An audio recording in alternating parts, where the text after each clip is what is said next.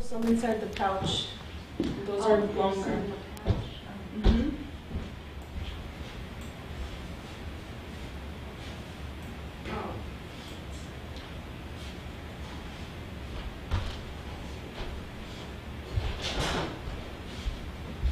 You can take them all out so you can look at all of them.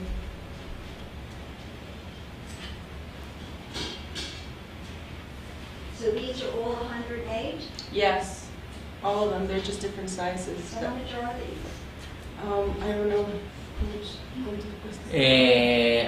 I don't know. The same price as the rest. I don't even know what are the prices because I don't take care of the shop. But whatever it says here, these are what 6 euros for 6 euros. So that's how much? I mean 6 euros, $6. Oh. So is this one also? Yeah. Well, that one is not as fancy as this one, so it should be less. No. They are all counted at. They might be bigger or smaller. No, but I'm saying, well, this is 108 beads. So Yeah. that's correct. What I'm saying is this one is not as fancy as this one, so it should be less money. Well, I don't know. This is, for example, this is what it depends on the quality of the beads. This is 18. I don't do them. This is a meditator that does them and leaves them here as a donation to help the foundation. So Oh, I really don't know. She puts the prices. I have no idea. So And these, she yeah. So this. What should be the prices of these? It doesn't matter to me. Eh? No importa. Those ones are from India, by the way. from India? Yeah. So these, you can. So I You can can just put leave them it, I can just leave like the money $10. there? Eh? Yeah, just leave the money All there. right.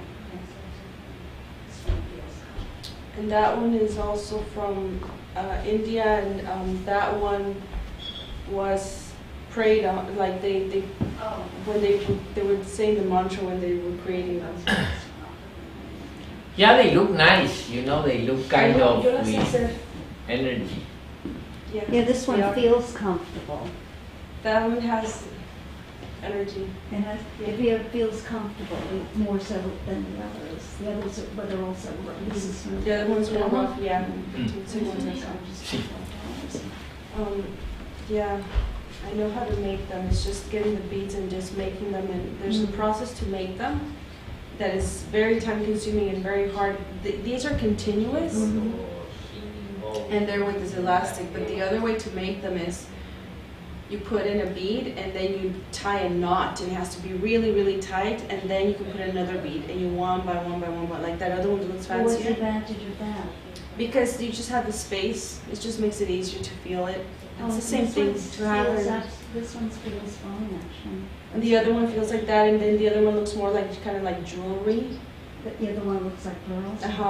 That one looks more like jewelry. It's a little lost. They make them in different. Yeah, that's what I'm saying. No, Like but this is really comfortable. the other ones,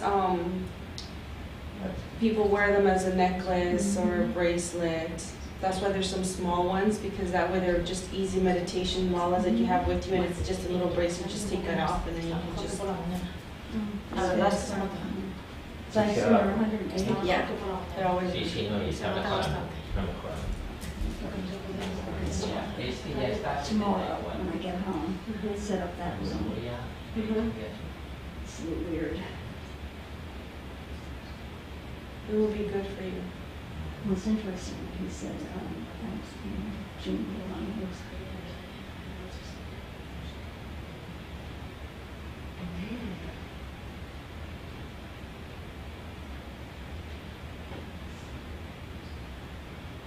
these retreats are very intense. Mm-hmm.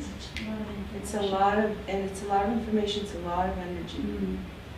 Yeah, that's why when you're done with it, you're probably gonna feel like you want to take a nap, you want to rest, Mhm.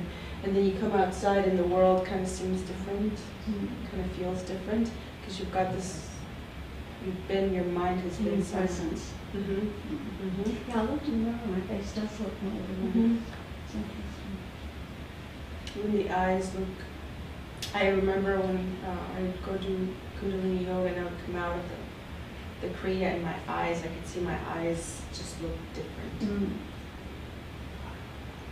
and for that day, it's like the next, for 3 days, the energy would last, and things would just, miracles would happen, and things would just flow. It's like things get balanced out. Okay, so let's start with 2 minutes meditation.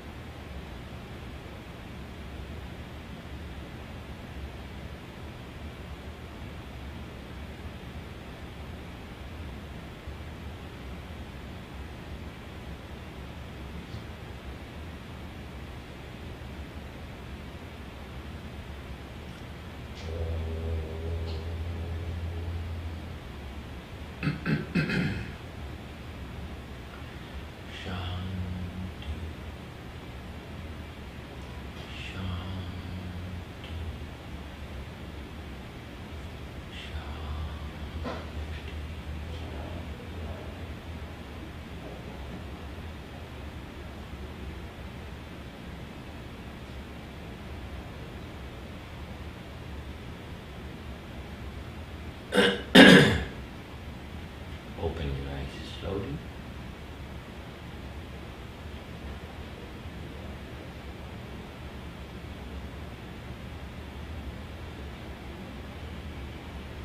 Namaste.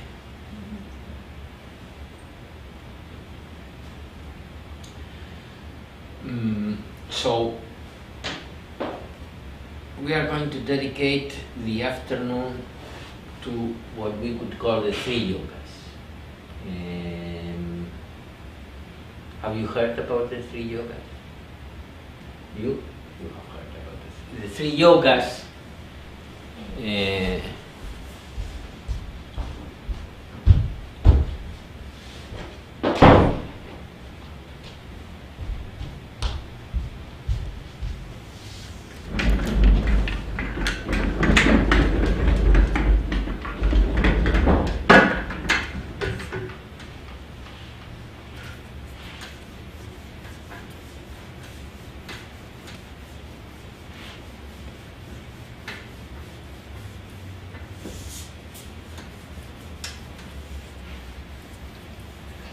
The three, the three yogas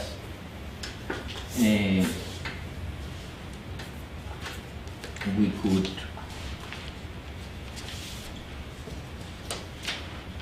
comfortably say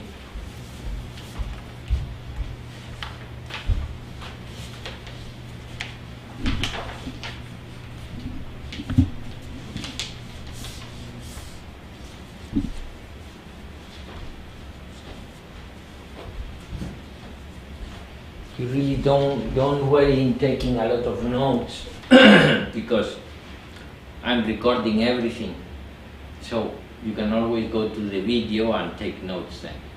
It's better that you understand the concepts because they are very practical. The three yogas have to do, yoga means unity. You know, yoga is a word that in the Western world has been associated mainly with different kinds of physical exercises of different sorts.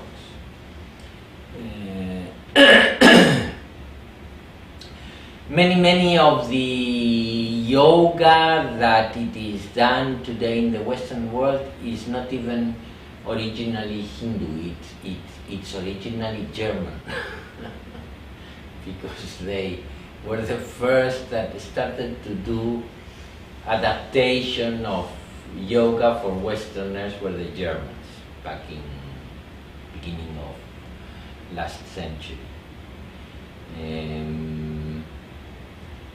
But yoga means union, and yoga comes, you know, you have the Yoga Sutras of Patanjali, for example, which is a classical of the yoga, in which the only thing that it said about asana, because you know it has chapters like, and one of the stages is asana, which is the posture. Describes the Yoga Sutras of Patanjali describe what we could call the Raja Yoga, which is the meditation techniques. And under the word asana, the only thing it contains is three words: comfortably sitting down. And then today yoga is basically a collection of asanas. Some of them have nothing to do to be comfortably sitting down. So it's a derivation, but not the original yoga. Yoga means union, like religion means religere, reunite, rejoin. Yoga is the path of finding the union with yourself back again. And the three yogas come, you know, the most classical book that explains this is the Bhagavad Gita. Have you heard about the Bhagavad Gita? You? No. You have heard about it, yeah. So Bhagavad Gita is it's part of an epic poem, which is the Mahabharata and the Ramayana. They're two big epic. It's like the Iliad and the Odyssey. You know, they have their two epic. You know, we have our two epic poems, and they have their two epic poems. East and West, you know, are two cultures that have kind of lived separately. For example, in school, when you went to school, what did you study as history of the world? Probably you studied the Egyptians and the Romans and Europe. Then of course you would study American history, but you know, you studied the history of Western world. They didn't speak, while they were speaking you about the Romans Empire, they didn't speak you about the first empire of Akasha. Akasha was the first Buddhist empire, and was, if you compare the Roman Empire with the Akashian Empire, the first Buddhist empire, which in India, it was gross national product, they say, yeah, here, gross national product, 3 times the Indian one to the Romans. And you know, they had ambassadors, and there was a lot of trade between the two empires through the route of silk, you know, and the route of the species. Both routes crossed in Galilee, and it was a business, you know, and with all my respect, like always, basically controlled by the Jewish tradition that has been always an interface between the East and the West somehow, you know. The East and the West, the Jewish are in the Middle East, you know, in the very center of the Middle East. So indeed it's a special group of people, no doubt about that. I always put the example of, which is a fact, you know, the Jewish are about the 0.2% of the population, of world population, but they are 30% of the Nobel Prizes. Probably 40% of all literature that is being written, and so you know they have something in their ways and forms. Probably that's why they've been attacked so much, because when you have something, they attack you. Yeah. It's typical, you know. It's Envy. something. Envy. Envy, exactly. You know, it's something that happens. Anyhow, this is I was just saying, you know, that at those times the Jewish were a very prosperous community, and you know, for example, Saint Paul, which was Jewish and started the Christian religion, the Catholic religion, and so the Christian religion. He was a very rich man and a Roman citizen, and a very rich man that had lots of properties, and you know, and so it was a very prosperous. And Galilee, where Jesus was, and had the carpentry, that they always paint Jesus as poor. But to have a carpentry in Galilee at those times would be like having a place to repair aircrafts in Dallas-Fort Worth, or in New York JFK, you know, because all the transit between the East and the West stopped there. It was a stopping point. It was like a hub, and from there they went to here and to there and to there, and the sales and things went on, and you know, and that's why all this story about Jesus entering into the temple and for the money makers, you know, because of the mixture between money and religion. But anyhow, I did say this because it's rare that having a carpentry, in Galilee at those times, where everything was wood, you know, the wheels of the carriages, you name it. You know, it was like, you know, like having a shop to repair planes in JFK, good business, exactly. So he could not be very poor, as you know, the legend says that he was a poor man. No way. With a carpentry in Galilee, at those times, it was basically impossible. You had to be stupid to be poor. Anyhow, we have lived completely separate. They have told you all about Galilee and the Romans and this, that, the other, but they never told you anything about what was going in the East. You know, they might have told you in Europe, at least. I don't know how it works here, but in Europe we found out about the East because Marco Polo, the sailor, in the Middle Ages, you know, around the 1400 or 1300, went to India and to China and came back with spaghetti and with, how do you say, this thing that explodes, pólvora. Oh, Gunpowder. Gunpowder that they didn't know that existed when they brought it from China, the gunpowder. So they started to do bombs because that's how human beings are. Gunpowder instead of to do Fireworks to, you know, to push bullets. Anyhow, we are two cultures that have lived very, very separately throughout the ages. We don't even know each other until recently. The fact that the West knows the East and the East knows the West has happened as from the British Empire, really.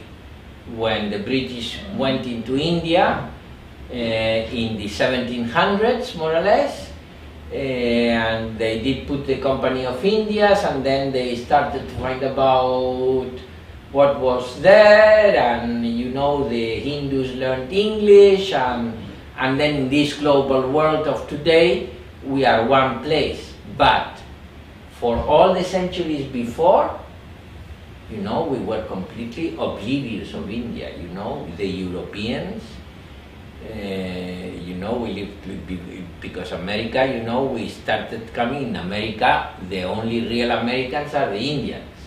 The rest, illegal immigrants. Because the Indians didn't give them a visa to get in. So until the Europeans went to America, back in the 1400s, you know, America didn't exist. So think about the world that you had in your mind. We have today a world in our mind. Wait 1,000 years and see how it changes. You know, in year 1000, your family, which would be somewhere in Europe, definitely, had a concept of the world that was, you know, you knew that India existed, but it was kind of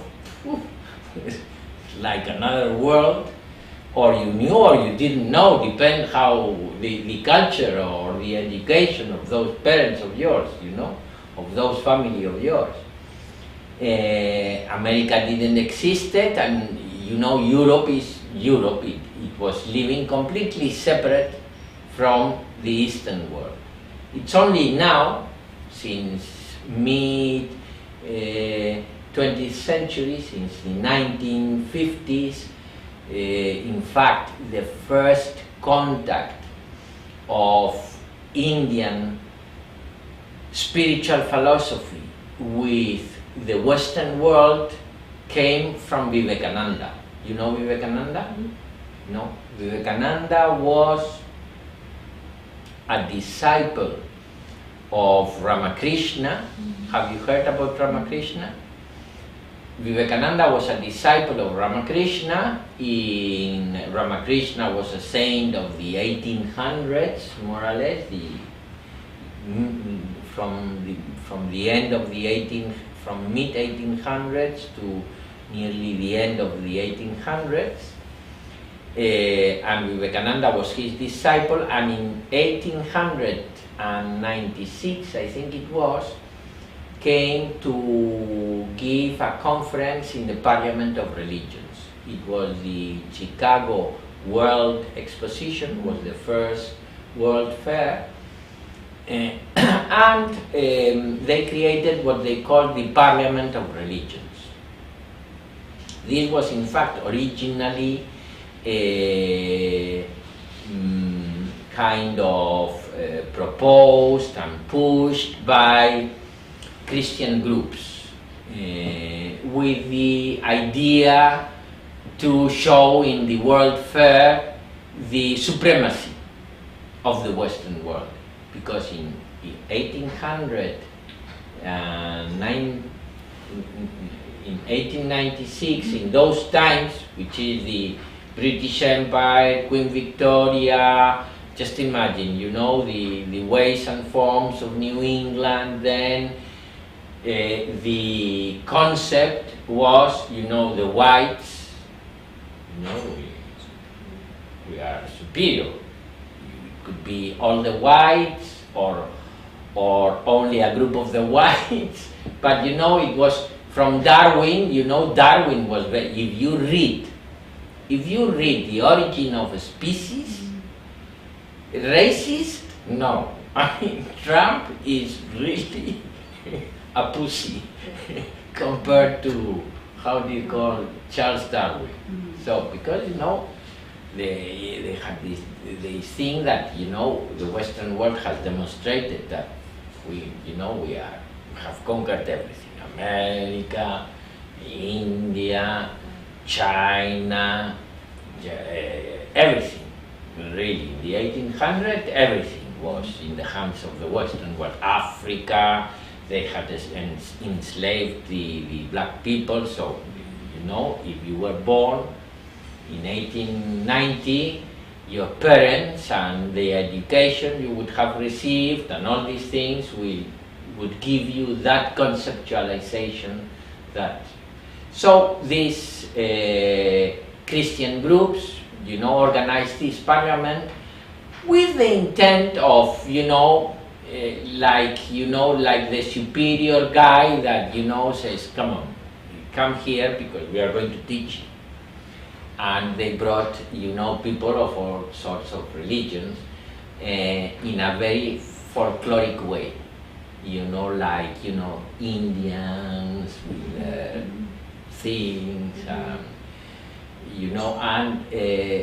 through a series of circumstances, they brought a wandering monk from India, a sadhu from India, a sannyasin, like saying, look, another specimen to be examined. So what happened is that Vivekananda gave this address in the Parliament of Religions that started with the words, beloved brothers and sisters of America, which is a very beautiful address. I advise you to read it because it's very, very nice. And he speaks about the philosophy of Eastern spirituality. And and he got the attention of everybody, of the press, of the academics that were present there, of professors in Harvard, of very wealthy people, and of intellectuals, writers of the time. Roman Roland, which was a Nobel Prize in literature, was there and got attracted by that. And several other. Excuse me, what event was that? Where did this occur? In Chicago in 1896. Was that the World's Fair? Yeah, in the World's Fair in Chicago, 1896, the first World Fair, the Parliament of Religion, was part of the events in the World Fair. So that was the first contact with the word yoga and these practices of the Western world. And it created a big impact from then, a league of different yogis, and this Yogananda started to drip in, and there was little by little throughout the 20th century a lot of connections, and today we are in this situation where the wisdom of the East has kind of come to the West, and the West has adapted it in different ways and forms, with this ability that we have in the West of merchandising of everything, and in many ways we have merchandised way too much. But going back to the original thing, the three yogas come from the Bhagavad Gita, which is this poem, this epic poem, in which, and those are the original yogas, in which the poem is based on the following thing. The poem is based on Arjuna is in front of a battle, and the battle is a civil war. So in the field of the battle, you have, he has in front of him his masters in archery, his uncles, his family, it's in front of him. And he has his troops.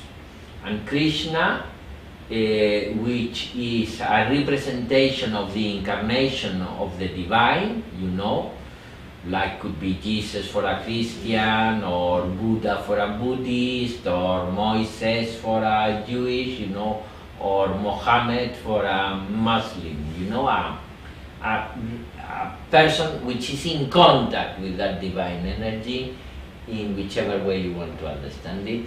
That is Krishna in this epic poem, is that he is a king.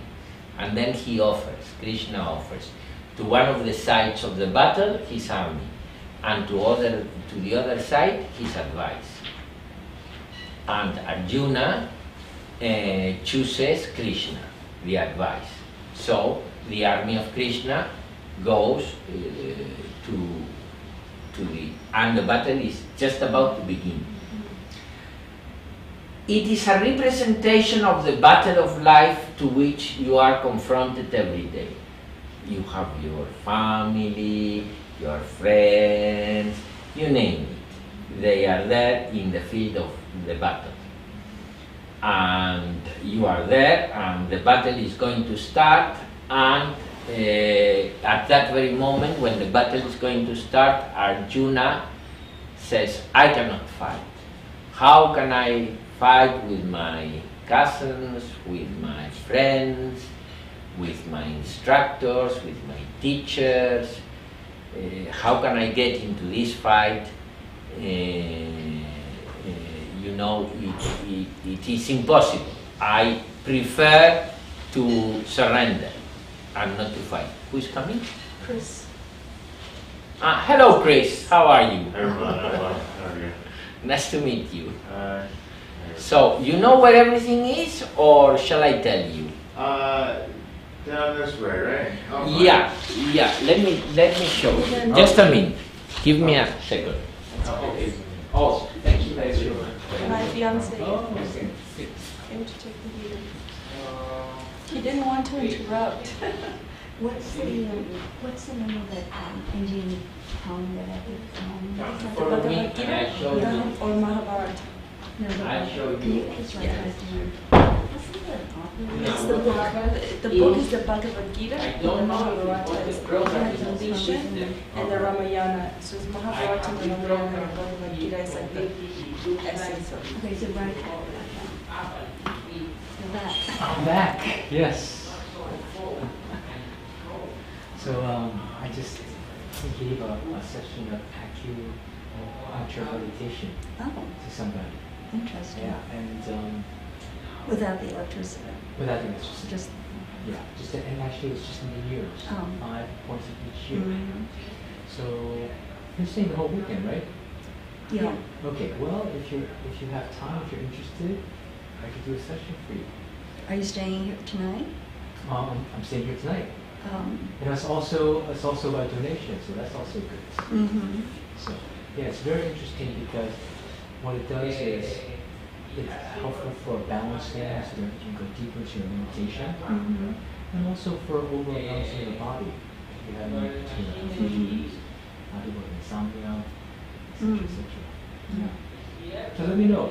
So you use the pins? Yeah, it's the needles. Get 5 in each year. I've had acupuncture. Oh, you have. How was it? Well, it was very interesting. I had trouble with my wrists, my hands, so Yeah. I went. Oh, it was like a drug experience. I thought I was going to go through the table. It Wow. was so wonderful. Oh. So I kept looking for ways to get more acupuncture, but because there's so much, in terms of the insurance paying for it. That's But I right. still remember that. I thought I was going to go right through to Wow. the floor. It was an amazing Well, it experience. sounds like you're really, your body is kind of Responsive. very responsive So to that energy work. starts to go up. You probably have a sensitive system. And then there is this Well, one. in what way do you mean sensitive? Sensitive as in energetically sensitive. Remember you told me about all the energy you have. So these are 3 areas. Right. This one, I suppose, controls this area. Yeah. Mm. That one controls those. I'll be No, here you said a donation. And so that is one there your fee, controls or- that I area. don't know. Yeah, the donation is anything that you want to donate for. I know the where is the home. Oh, I see, I can just put that on. Yeah, you can put it Ah. actually have a little container. Oh, okay. was like around, so I'll be I here reprogrammed until everything like 12 around o'clock 11. tomorrow. So anytime tonight or tomorrow Oh, 11 morning. in the morning. Actually, In the tonight, how morning. long is the session? It's going very slowly. Ask from Yeah, the- it's going very 45 slowly minutes up, but and going very then slow. I changed. And you can't tell that this until you do it. Well, I did everything. you can let me know, Mhm. because the session is you're totally in control. Like, whenever you want to stop, you can stop. Or if you're really like getting in the flow and you want to go longer, you go longer. Right? So if I want to see you privately to do it, Privately, well, I'm thinking about maybe coming here and starting a clinic actually in the that future. would be, and then that would be good for the ashram. Good for the ashram, good for the people in the So you don't community. do this as a living. I do. This is part of my living, but actually my main kind of focus nowadays, I'm incorporating this into my spiritual work. So my main work is actually now more and more spiritual. Meditation, balancing, consultations. I'm hoping to give a satsang next weekend as well. And then also to About use, my talk is going to be about the journey of bliss. What is that like? Right? Bliss meaning, You look very happy. I can feel it right here. oh, see? Well, you're very sensitive. That's No, what I do. actually, I'm a therapist. What's happened in the last couple of years, because you do know about countertransference. Yes. Okay, so what happens is my client is an adult is talking, and I start feeling something in my body. Right. I ask them if they're feeling it, and invariably Sorry. it's the same place. But the heating was important. I'm Was starting an to use important, that more and more. is an important issue. Yeah. Very interesting. Okay, we can talk. Okay, so I go back where I was, after, I think we are getting better with the heating, don't you think so? I mean, Well, I think an hour and a half ago was better. yeah, now it's getting better, and now, maybe the last touch of Chris Yeah. sorts Ramon, it out. Ramon, you Yeah. received my. I saw right? that, and definitely I'm going to, I decided today because this morning here it was freezing. That's freezing right. cold. So if you had that like back there, that would warm up this whole area very, very Yeah, nicely. and they are No, I cheap, think I saw them. $169 I in know, but it's Amazon. worth it. Yeah. It's It's worth worth it it. because It's I worth think I sent them a link to Amazon about these like big space The heaters, space Yeah. heaters. right? But it's like a A fireplace, radiating. and it's like really big. I mean, we're talking about this big. If you have it in the back of the room, it would make this nice and toasty, Yeah, which is where you are mostly. Yeah. So that So would be no, totally worth it. I'm going to buy one because this morning you don't want to we were all freeze. freezing. You can always return Yeah. it if it doesn't work. Gloria was. I know, yeah, that's not comfortable. It's not comfortable. I No. told you I use a space heater small one for my bathroom. Yeah, Yeah. it's not comfortable. And it's gonna get worse. Yeah. Well, that is what I thought this morning. That's right. If today, which is cold, That's right. what it Yeah. will be in January. And you're having, It's Yeah. impossible. and you're Yeah. having a big crowd next week. And I'm having a lot of people next week, so Yeah. I need to get sorted out this week. Absolutely, Thanks to God, absolutely. Amazon is 2 days, and this. Absolutely. You want people to be comfortable. That's really Well, key. order one from Amazon tonight. You'll get it. in a Yeah, well, let us see if the system works, and I No, don't but need even to. so, I mean, Even even if it's so. working, this is a large area. So Even so, it would be nice to It would have. be nice. And if It's you a don't smart. like it, you It's can a smart return it. idea. It's a Yeah. smart idea. It's worth the investment. It's what the best. Yeah, okay. So, decided. I'll order it tonight. People need to be cozy. Yeah. Okay.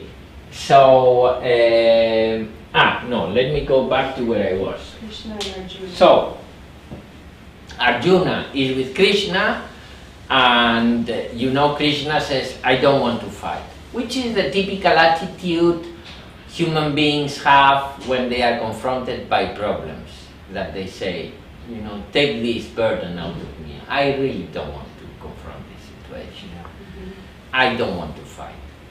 And Arjuna gives all his justifications. How I'm going to fight with my cousin and my this and my being I so good, how could I kill them? And say, no, you are not good, you are a coward, is what Krishna tells him. You have to fight. Life is a fight. And then Krishna asks him then how you can live this fight of life in a way that it is, righteous. And then Krishna explains him the three yogas, the Karma Yoga, Bhakti Yoga, and Jnana Yoga.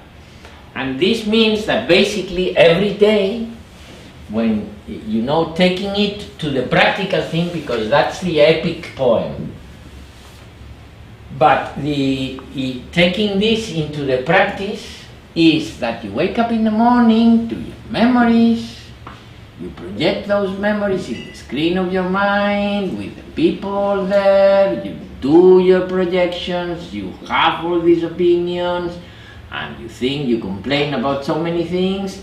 You are doing this, you come from the night, and you go back to the night, and there are only three areas during that day that I, that you are identified with, is involved in, and that you identify your I with that. It is your actions, because from the moment you wake up, you have the experience of I am putting my boot, it's I that is moving my leg. I am cleaning my teeth. I am going to do this or going to do your actions. And that is Karma Yoga. That is one of the yogas that Krishna taught Arjuna. Karma means action. And the law of karma is like the law of action and reaction of physics. Every action produces a reaction. As simple as that. The second area with which the I is involved, i.e. means that you experience your I as thinking, as a thinking I. I am thinking this. I am thinking that. I am having this opinion about this. I am having this opinion about that. So your I is attached to your thoughts. So the second thing that you will do those days is thinking, thoughts. And that is Jnana Yoga. Jnana means discrimination, because thought, the use of thought, the value of thought is to discriminate eventually between the real and the unreal, but is to discriminate. We don't use thought normally to discriminate. We use thought normally to complain, to judge, to have mental chatters or descriptions with no wisdom at all, so we don't use thought wisely, let's put it. We have the tool of the thinking mind, but we don't use it usefully. We can use that tool usefully, and using that tool usefully is Jnana Yoga. Karma Yoga, yoga means union, achieving union through action. Jnana Yoga, discrimination, achieving union through discrimination. Another word that is traditionally used to describe Jnana Yoga is neti neti, the path of neti neti. Neti neti means not this, not this. Why? Because whatever you think that it's true, that is not true. So, discriminating means discarding your thoughts, because truth is beyond thought. Truth is an experience, not a thought. Like love is an experience, not a thought. You don't think you love someone, you feel you love someone. There are no words in that experience. The same happens with truth.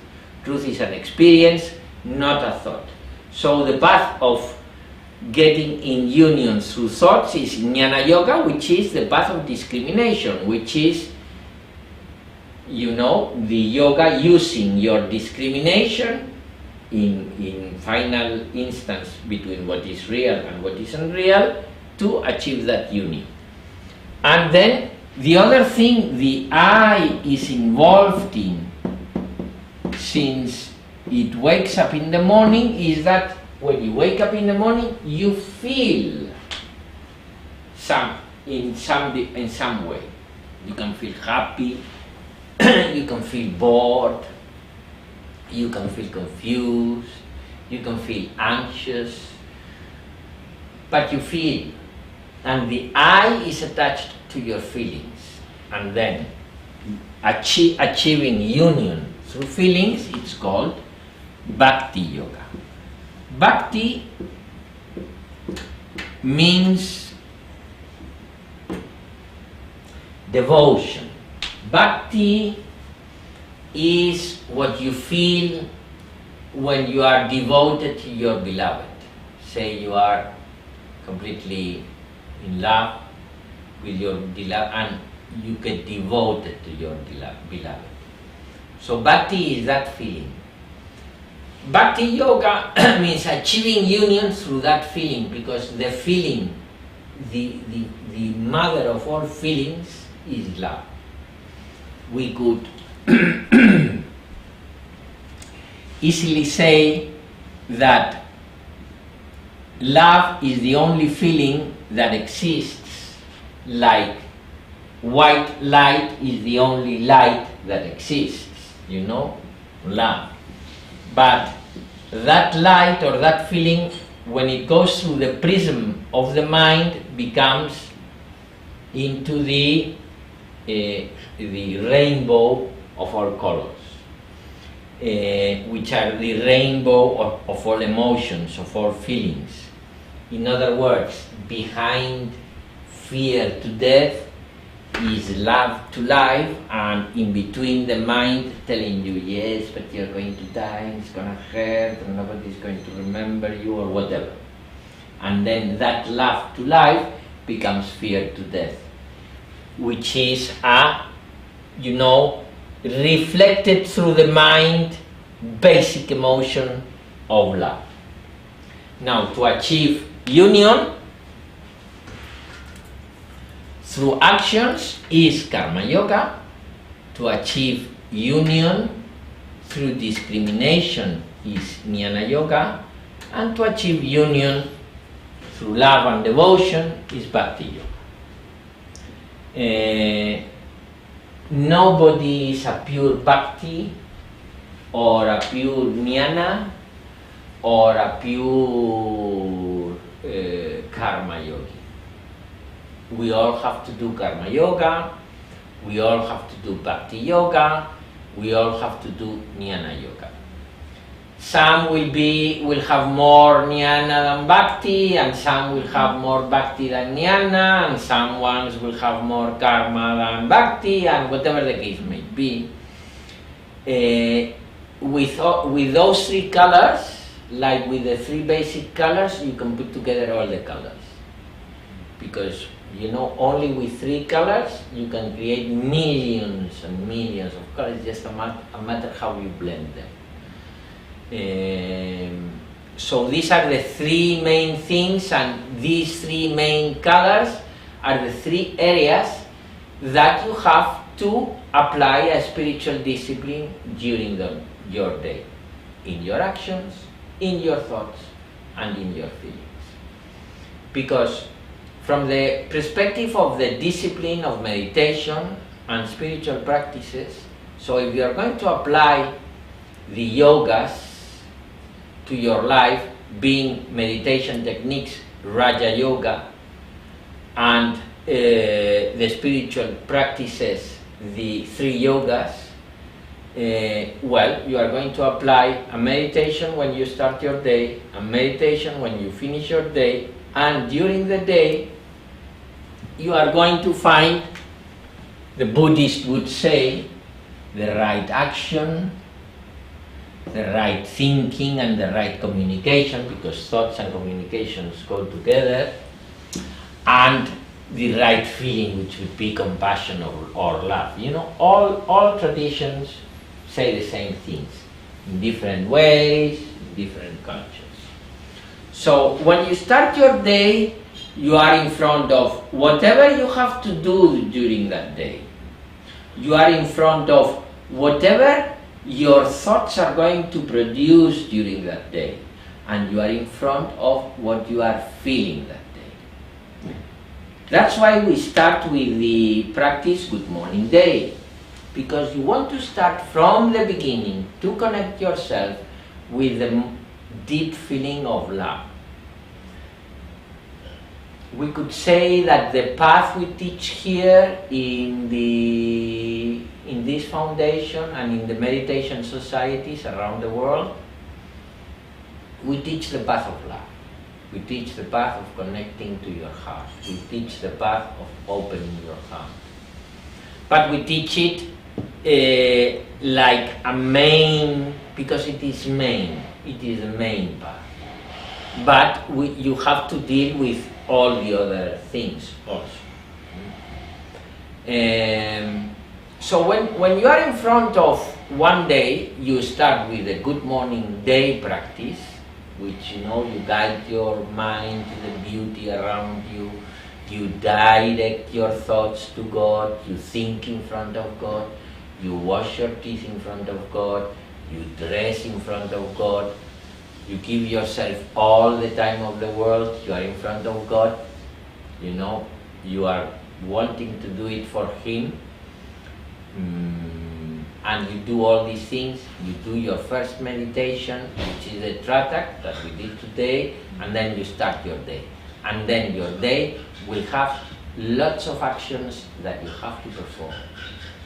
A normal adult in America, how many actions he has each day, an average American or you, how many actions you have each day that you have to perform yes or yes?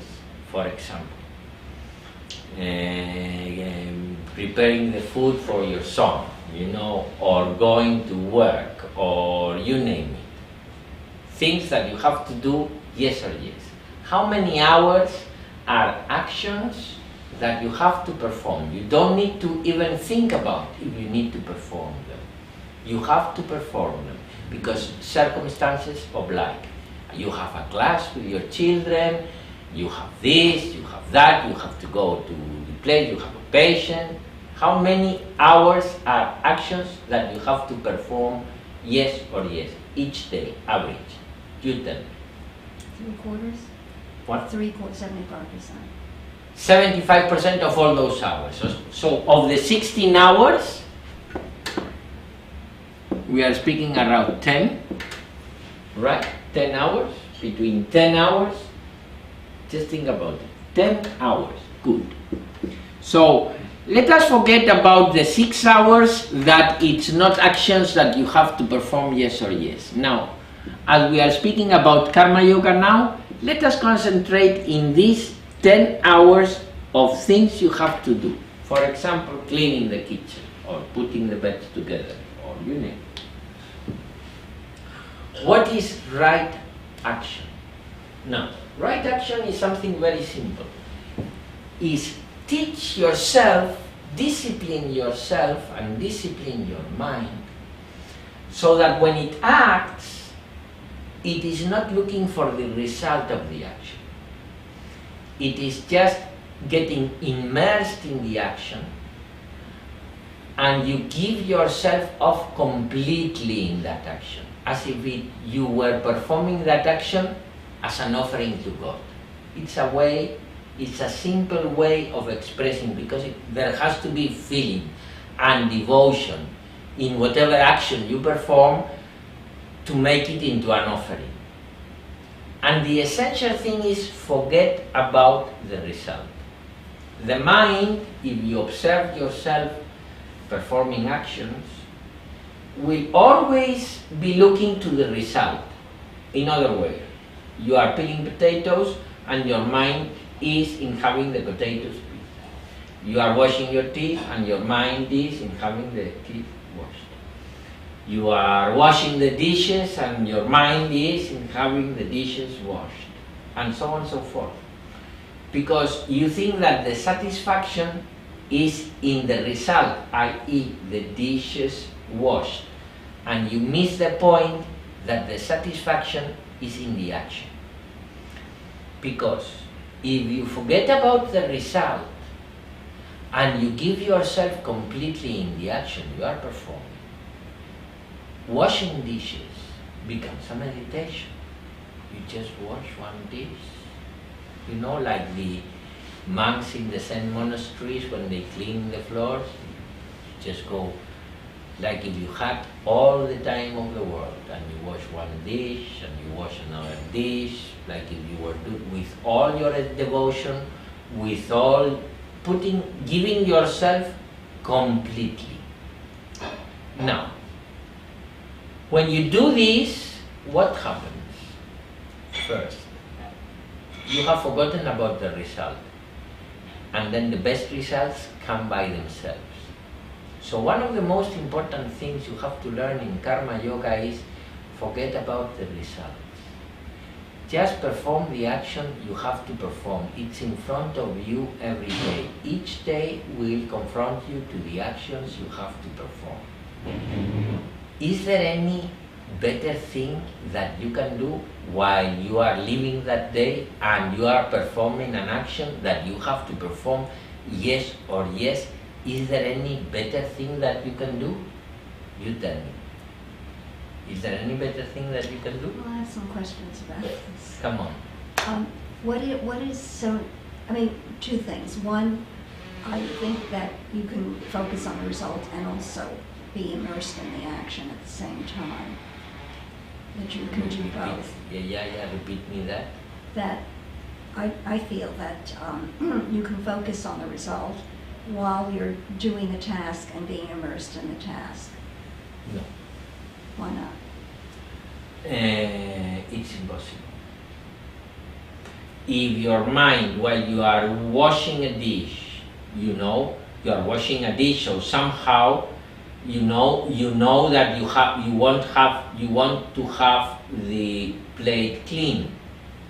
So because you have that compass, I'm cleaning plates, your mind will be cleaning the plate, and your mind will make itself sure that the plate is clean before it puts it in the thing, to the cupboard or in whatever, or in the dryer.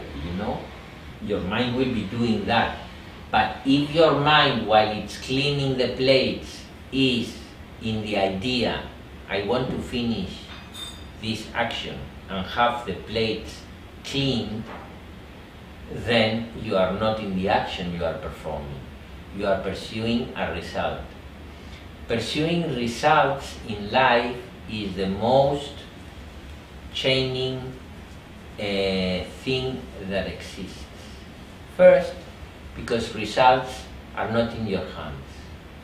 And second, because results are never as good as what you wanted them to be. And third, because if you focus your mind in the results, you will be pursuing like this donkey that pursues a carrot that is in a stick in his neck. He never arrives to the carrot, because when you have 1 million, you will want 2, and when you have 2, you will want 4, and when you have 4, you will want 8, and you will be pursuing that carrot one and another time again.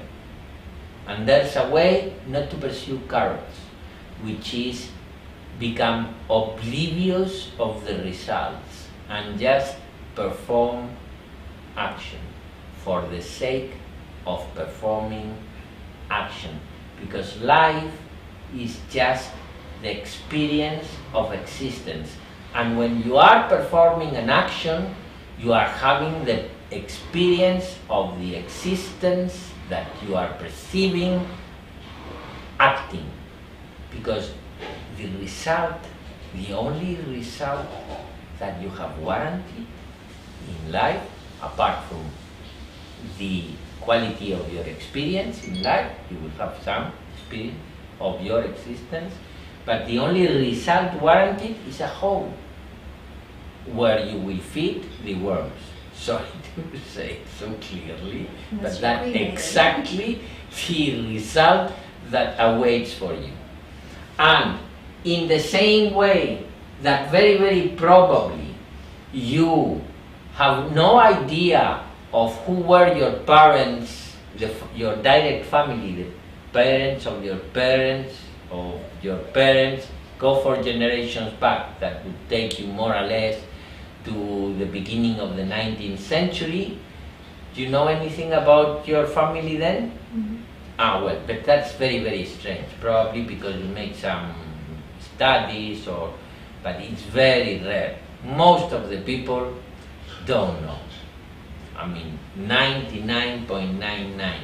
It really means you know something, but it will be very, very, very, the amount of things you will know of your family of the beginning of the 19th century, you will know about 1 or 2, because at the beginning of the 19th century you have 32 great grandparents. 32. You know about the 32? No. You know about maybe 1, right? Or 2. So, My great-grandparents. great, no, I'm saying the great grandparents. So, that's the same amount of time that not even your family will know about you. So you will end up in the hole, and in no time, nobody will know about that you have ever existed. Which is what I was trying to say. What I was trying to say is that the results, what results are you speaking me about? The results are, you have already the results there. You have already lost, so you don't need to win anything. But if you perform action in that way, whatever action you are performing, whatever direction, this doesn't mean that you keep a direction in your life. So for example, imagine, I want to get to Houston, right? And you get the car, and you get the road that takes you to Houston. But you don't know thinking Houston, Houston, Houston, Houston all the time, like when probably you had children in the car and they started asking, when we arrive? Have you had that experience with children? When we arrive, that the trip becomes long and tedious and terrible and a torture. Forget about Houston. Drive. If you got the road to Houston, you will eventually arrive Houston. So one thing is keeping the compass, keeping the direction in your life, which is, I want to go to Ibiza, I am in a sailing boat, so I go north-northwest. But day by day, I put my attention is the wind, the sails, how do I put this, and sometimes I have to sail like this, and sometimes I can sail straight, depending on the winds, on what is happening. I keep my compass, but my attention is not in Ibiza. My attention is in keeping the direction, but my attention is in what I am doing. In this example, the sails and this, the that, the other. In the example of sailing the boat of your life, the action you are performing. Because if you have to perform it, yes or yes, the best you can do is forget about the results that will come from that action and do that action as an offering to God, which means you don't want the results. You just want to perform that action giving the best of yourself. That is right action. And it's very simple to do. You just need to surrender to the action you are performing. It could be cleaning the plates, or it could be writing an email, or it could be the class you are giving, or it could be whatever it is. You just make it. You don't worry about the result, give yourself completely in what you are doing. And the results, naturally, you will get the best results. And if you are keeping your compass, if you are keeping your direction, well, wherever you think that you are going, because people think that they are going somewhere, but people are going nowhere. You know nowhere? My guru used to say, nowhere. You separate the W from the H and it becomes now here. Because you cannot go anywhere because you are now here. So there is nowhere for you to go because you are only here. You only exist here. The memory you have of your existence is a memory, not your existence. And that memory and projection to the future of your existence, that is changing every day, by the way, and that has changed over time, has no reality but in your mind. And this is something that you can just look at it and realize that that is true, because it's an obvious thing once you look at it. Understood? Is it understood? You can understand it, right? So, you are now here. So if you are now here and you are in front of an action, what is the best thing you can do? But give yourself completely to the action you are performing. Is there something better you can do for yourself or for the people you love? You tell me. No. Well, 10 hours of practice you have every day. 10 hours of practice of Karma Yoga, which means that to apply a spiritual discipline, meditation and spiritual practices is not the typical thing. Oh, I meditate in the morning 20 minutes and I meditate in the evening 20 minutes. It will do something, it will bring something to you, but that's not meditation. It will bring some calmness when you meditate, and it can help you balance yourself out, but really will never do the job unless you get hands into work, because there is no shortcuts to karma, and it's like there is no shortcuts to God, really. I mean, they say it's the narrow path. You have to go through the narrow path. Which means that you have to discipline your mind to start offering yourself in the actions that you don't even have to think if you have to do them. You have to do them anyway. You have to do the dinner for your children. Well, make that dinner as if you were cooking for God Himself. Not cooking like I want to finish my cooking and let's see if they finish soon and I can clean the tal and go fucking bed. Which is what we do.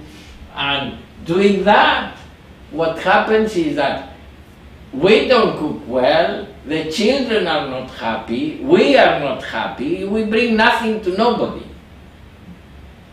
So in reality it's very simple, and it's just a matter of practicing. You wake up, good morning day, you do your tratak, you will get at one-pointedness in the mind through tratak, so your mind little by little, you do it one day, and the next day you are not more concentrated. But if you do it regularly, just 2 in 21 days probably, or even before, you will start seeing that your mind starts focusing effortlessly in whatever you are doing. And once your mind focuses in what it's doing, and you remember this practice, you say, okay, I'm cleaning the dishes. To go back to that example. Okay, now I'm going to forget about the dishes and that I want to have them finished, and I'm going to just clean dishes like if it were a meditation. And I'm going to let go of all, because your mind will be thinking. And I'm going to let go of all those thoughts because I'm going to bring my attention back to the action I am performing, one and again, and again. Like when we do the aim cream cream, that you bring the attention back to the action of repeating in cream cream, you bring the attention back to the action you are performing. You can even sing to help yourself to maintain the action, the attention in the action you are performing. Sing while you are washing the dishes. Or repeat a mantra. You can start saying Aim Krim Krim Chamudaya Vicheche without counting. Aim Krim Krim Chamudaya Vicheche, so that it allows you to get inside the action you are performing and enjoy the act of cleaning dishes. And you do it that day with the dishes. And the next day you do it with something else. And little by little you have to educate your mind to get used to perform action in such a way. One has to be gentle with oneself, so you don't want to get angry with yourself because you can be lazy. You know, there are many things in the thoughts and in how mind works that we will going through it. Later today, after dinner, I will start introducing that part, and tomorrow. But you know, without being gentle with yourself, little by little, discipline yourself to act in that way. You can start with physical actions like cleaning the house or doing the beds or whatever you have to do that is more physical, gardening or you name it. And then you can go into more intellectual actions like writing an email. So instead of wanting to have the email written, you read the email, you understand what they are sending you, you write it well, you don't rush it, you enjoy the action and you don't look for a result. You just want to be like if you were, like if God was looking you while you were performing that email. So you put yourself, you know, in yoga, what they call yoga, hatha yoga, you put physical postures. In Raj yoga, we do psychical postures. So you can put yourself in the posture that you are writing that email and God is looking at you. Who is God? You invented the omniscient, omnipresent, omnipotent mind in however way you can picture it or you relate with that concept. And you write the email in that way, and you know, sincerely, honestly, and you will find, the mind will find soon enough that acting in that way it's much more pleasurable. And mind gets addicted or gets habituated to pleasurable things. So it is not difficult to habituate the mind to do this, but it is difficult to take the mind out of its old habits that don't allow the mind to act in this way. So what you have to do is, little by little, implement a little bit of karma yoga in your lives.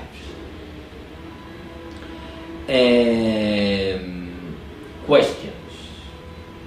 Because I don't want to start with thoughts, because I prefer to leave that for after dinner.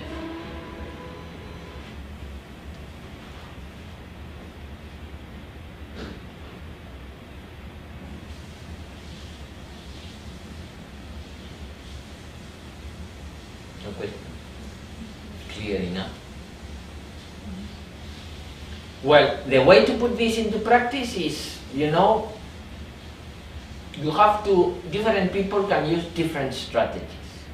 I don't like to say what you have to do. I prefer that people decide. But you could, you know, you could implement it in the material I will be giving you every week.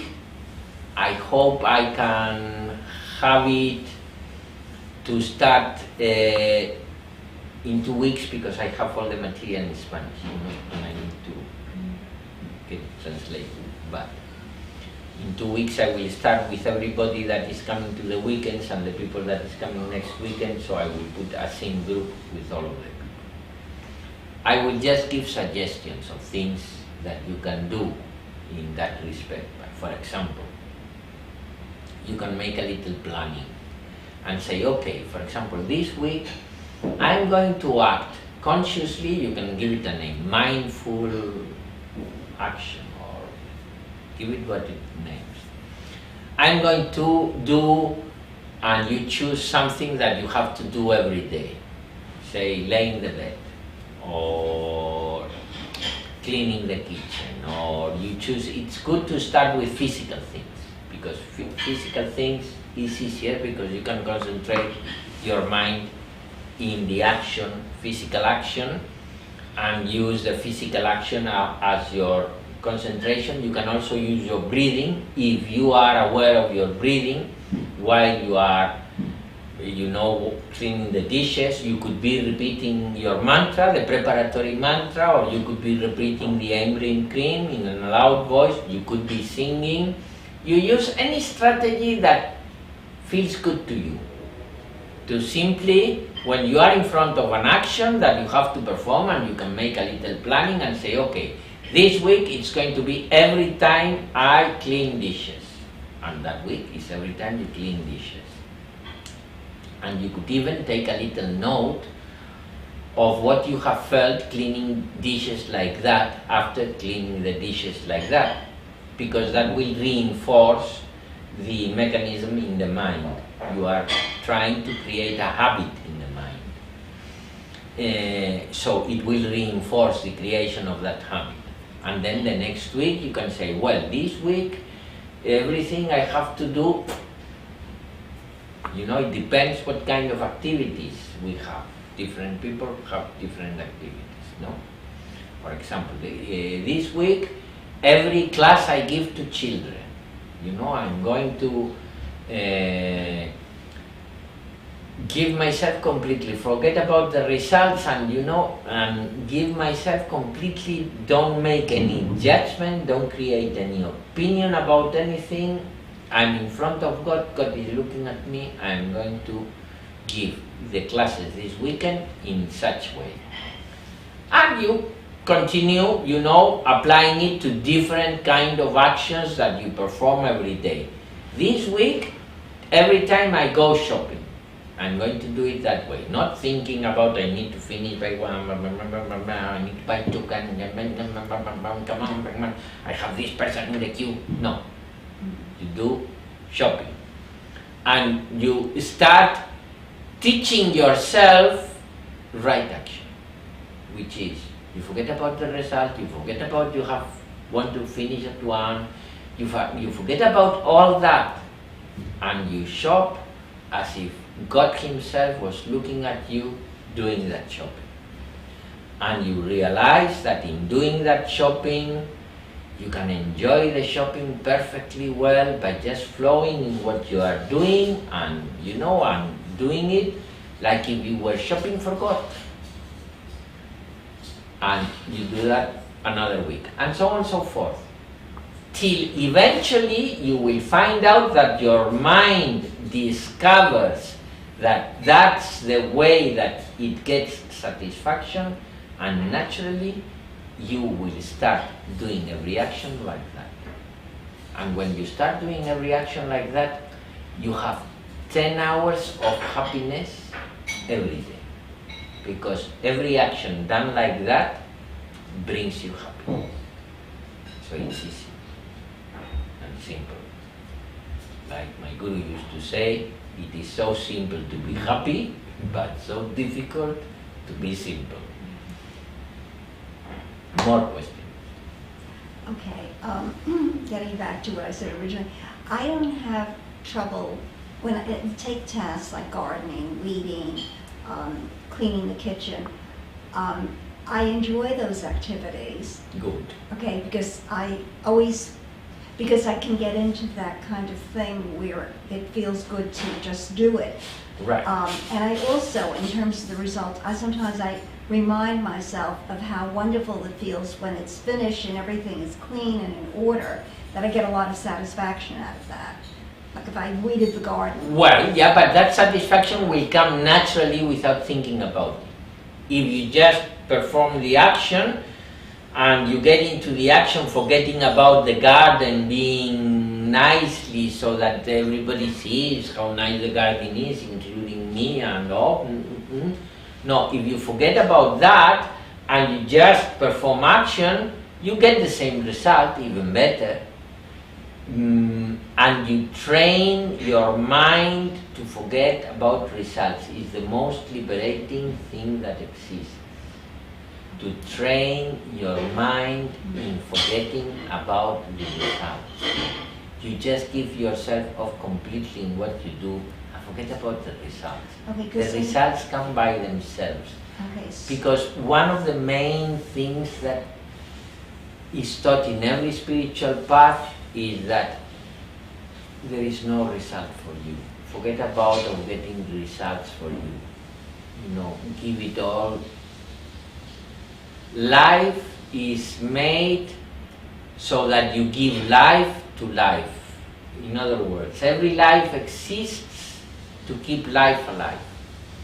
An orange tree gives oranges, but not to eat the oranges itself, for someone to eat the oranges.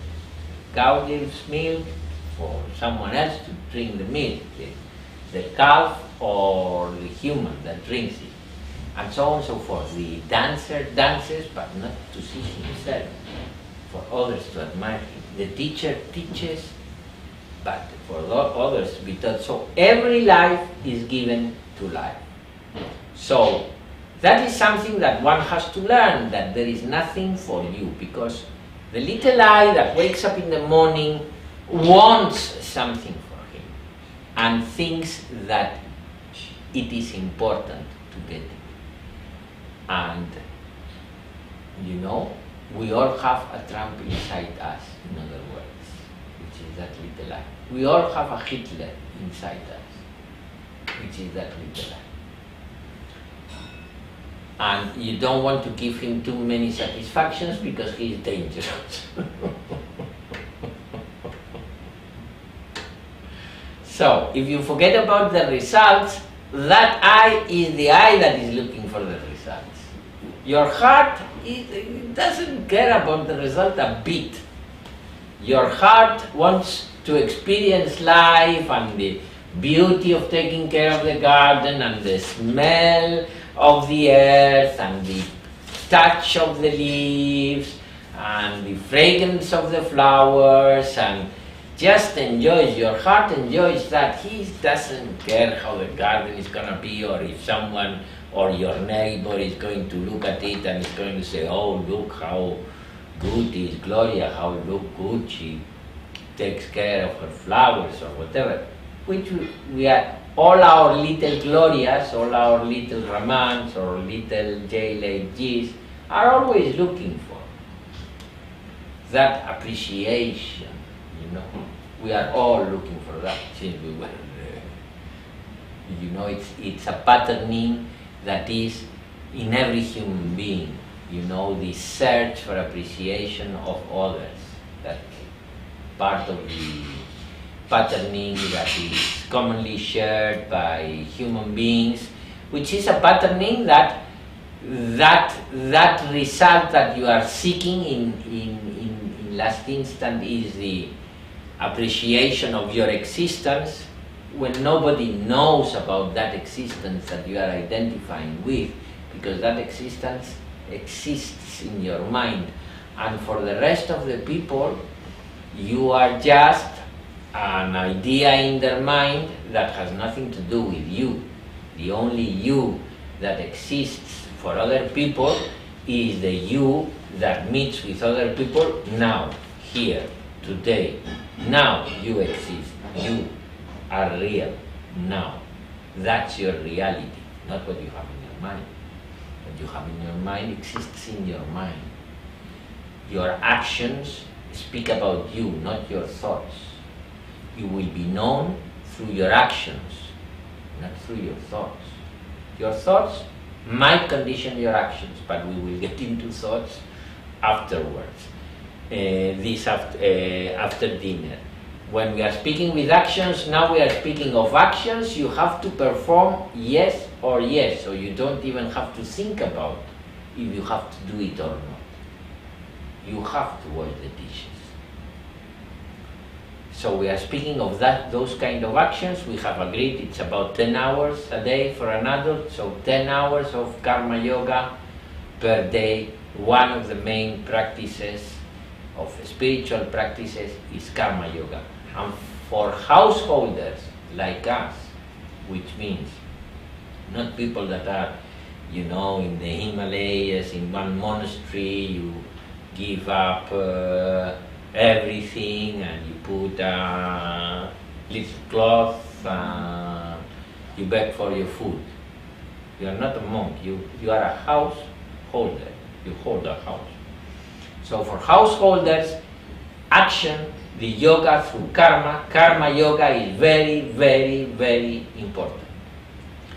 Because you have 10 hours every day to practice it.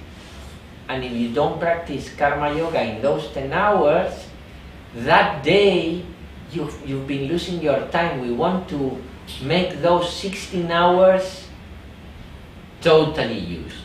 99% of people lose 99% of their time in their lives. It sounds too much, but I promise you that maybe I am just a little bit exaggerated, but just a little bit. Maybe 90% of the people lose 90% of their time during the day to have a good life. How they lose their time, not performing action like that, 10 hours performing action, but hating every minute of it. Losing your time completely. One day after the other, losing your time, every action you do like that, you are losing your time from the spiritual point of view completely. You are making nothing out of your life.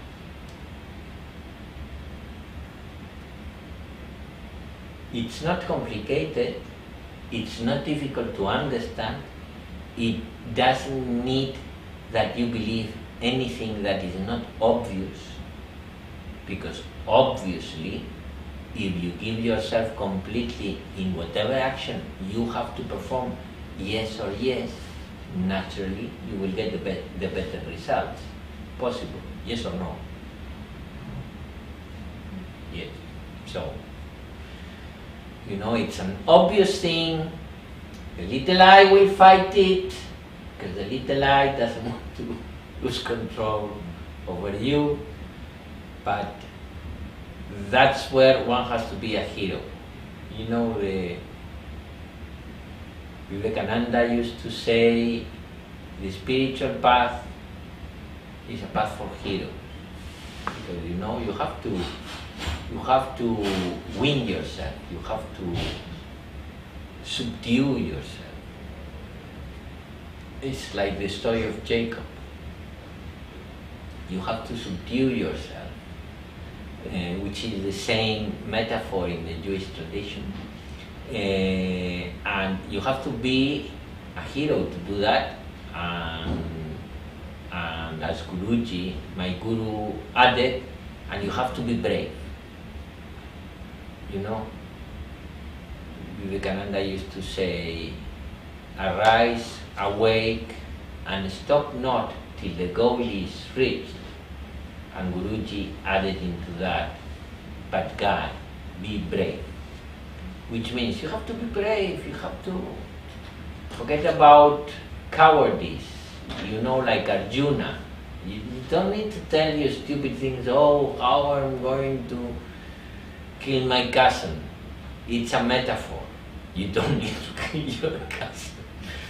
But it's a metaphor, which is, when you say to yourself, this is too much for me.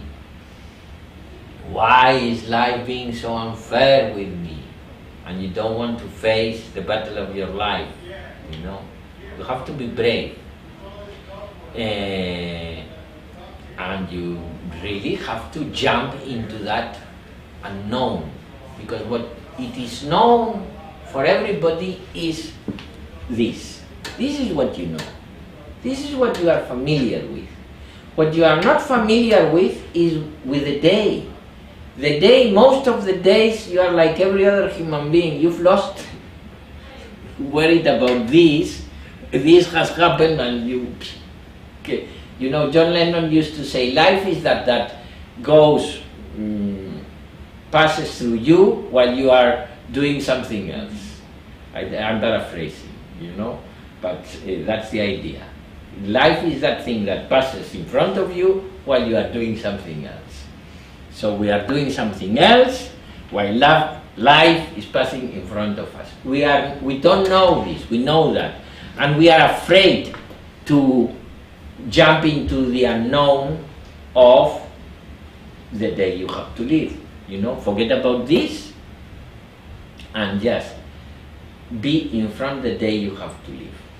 Whatever abilities or wisdom that you have today, you have. And whichever abilities or wisdom you don't have today that you woke up, you don't have.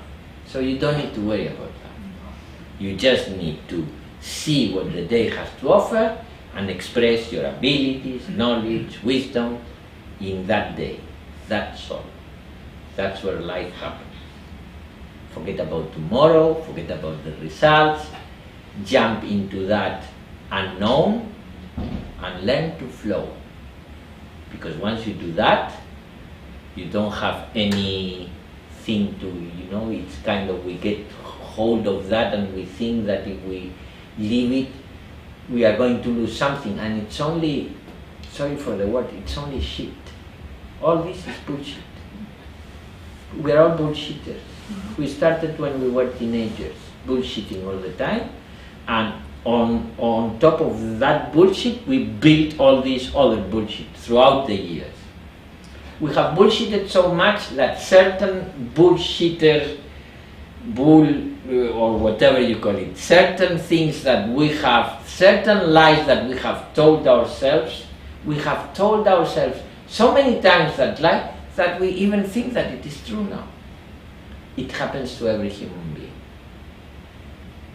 And so we say, look, if I leave this, what's going to happen with me? Well, that's why you have to be brave. To jump and say, let us see, life is only an experience. Let's see where it leads. Tomorrow, with whatever abilities or wisdom you have, you will wake up and you will have one day to live. And that day will have actions to perform. So, Karma Yoga is learn to perform action, right action, in this way. Forget about the results and give yourself completely to the action you are performing. In other words, make your actions an offering to God. So, we leave it here. It's just about dinner time. So, and we continue after dinner. So, good namaste.